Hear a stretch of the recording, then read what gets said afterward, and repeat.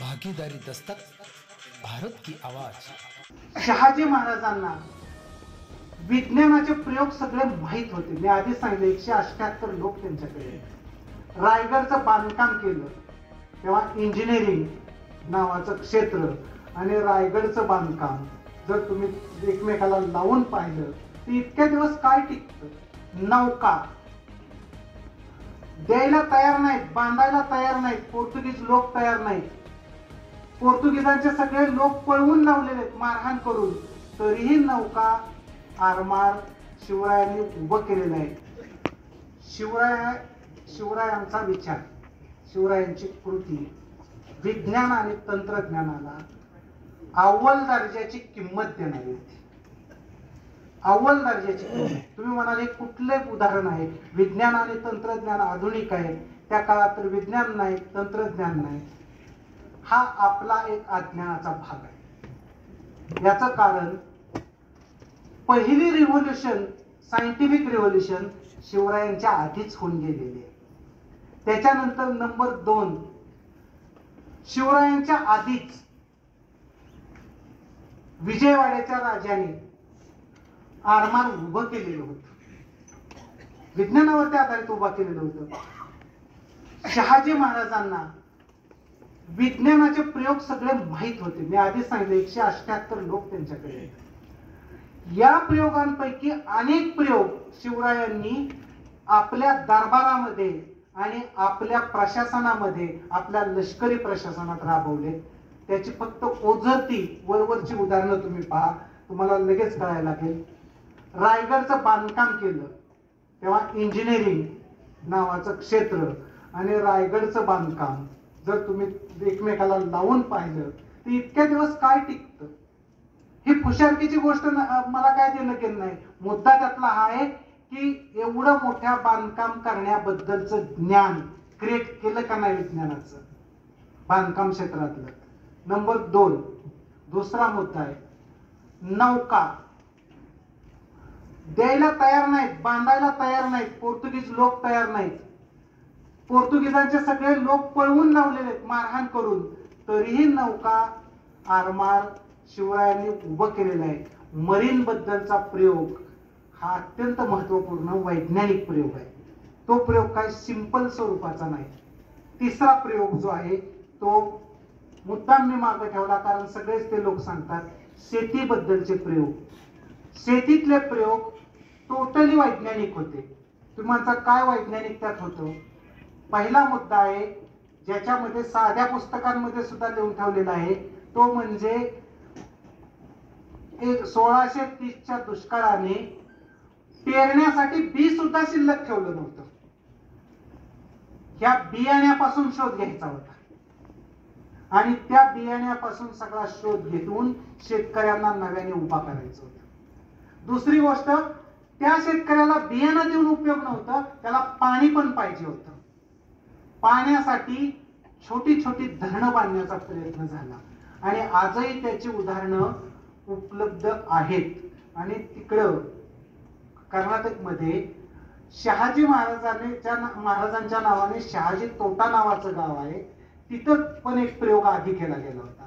तोच प्रयोग पुण्याच्या शेजारचं पाषाण तळ त्यांनी बांधलेलं आहे. देहू गावाला जोडून सांगुर्डा नावाचं गाव आहे, ते गाव नव्याने वसून गावाला पाणी त्यांनी दिलेलं आहे. कापरहोळचं तर सगळ्यांनाच माहित आहे की तिथं धरणाचा प्रयोग राबवला होता. पर्वतीच्या पायथ्याला एक छोटं धरण बांधून उद्योगांसाठी पाणी दिलेलं होतं. पाणी अडवणं, पाणी देणं, ह्यात इंजिनिअरिंगचं तत्व, बांधकामाचं तत्व, वैज्ञानिक तत्व आहे. आणि पुढे आणखीन काय तत्व आहे त्यातली विज्ञानातली, ती म्हणजे त्यांनी जेव्हा नाणीच पाडण्याचा प्रयोग रायगडावर केला तेव्हा तो विज्ञानाला धरून होता. छापखान्याची मशीन खरेदी केली होती, रायगडावरती आणली होती, परंतु ते छापखान्याच्या मशीन मधून छापायचं कसं याच्यासाठी मनुष्यबळ मिळलं नाही पुढं, त्याच्यामुळं तो प्रयोग फसल्या गेला. परंतु त्यांना विज्ञान कळत होतं का नाही हे तुम्हाला कळेल. म्हणजे जे तुम्ही आम्ही म्हणता छापण्याचं तंत्र आणि छापण्याची कला आधुनिक काळात आली, पण त्याला त्यांचं महत्व तेव्हा समजलेलं होतं आणि याबद्दलच्या गोष्टी एका पोर्तुगीज इतिहासकाराने लिहून ठेवलेल्या आहेत. पोर्तुगीज इतिहासकाराचं असं म्हणणं आहे, छत्रपती शिवरायांच्या काळाला जर तुम्ही ट्रॅडिशनल काळ म्हणत असाल तर शिवराय ट्रॅडिशनल नाहीत, त्यांना न्यू ट्रॅडिशनल म्हणावं लागेल. म्हणजे नवी परंपरा क्रिएट करणारे, आणि नवी परंपरा त्यांनी क्रिएट केली हे त्यांच्या जीवनातलं पुढचं तत्व आहे. अशा काही महत्वाच्या तत्वांवर आधारित शिवरायांचं संपूर्ण जीवनचरित्र उभं राहिलेलं आहे. या मुद्द्याचा अर्थ असा होतो, म्हणजे या 4 मुद्द्यांचा माझ्या, की शिवराय आपल्या जीवनामध्ये पाठीमागे बघून कन्झर्वेटिव्ह पद्धतीने जात आहेत का, याचं तुम्हाला उत्तर द्यावं लागेल. शिवराय पाठीमागे पाहून कन्झर्वेटिव्ह कधी होत नाहीत. शिवराय सरळ पुढे पाहून ती परिस्थिती बदलून मॉडर्निटी आणण्याचा प्रयत्न करतायत. म्हणून सेल्फ रूल नावाची गोष्ट, ज्याला स्वराज्य असं म्हटलं जातं, त्याचा आधुनिक भारतीय स्वातंत्र्य संग्रामामध्ये सर्वांना मोह होता, आधुनिकवाल्यांना. नंबर 2, समता ज्याला मी म्हणतोय, ती महिला आणि पुरुषांमधली समता. अगदी नावच घेऊन सांगायचं झालं तर रामोशी आणि मराठ्यांमधली समता, उच्च जाती आणि मराठ्यांमधली समता ही शिवराय क्रिएट करतायत. आणि समतेचं तत्व किती टोकाचं, तर त्याचं अधिक उदाहरण कोणतं, तर पाचाडला जिथं जिजाऊ राहत होत्या तिथं एक विहीर होती. दुष्काळ पडल्यानंतर त्या विहिरीतलाच फक्त पाणी होतं, इतरांना आजूबाजूला पाणी प्यायला सुद्धा नव्हतं. आणि जिथं शेजारी हिरकणीचं गाव आहे, हिरकणवाडी, दुसऱ्या बाजूला धनगरवाडी आहे, तिसऱ्या बाजूला रायगडवाडी आहे, या तिन्ही ठिकाणी पाणी प्यायला नव्हतं. तेव्हा ते वाडा आणि त्या वाड्यातली विहीर त्यांनी सर्वांसाठी खुली केली होती. पाण्यासाठीची इक्वॅलिटी हे खूप मोठं तत्व आहे. सामाजिक इक्वॅलिटी, इकॉनॉमिक इक्वॅलिटी, ह्या गोष्टीच जिजाऊंच्या आणि शिवरायांच्या जीवनाने महाराष्ट्राला दिल्या आणि घडवल्या.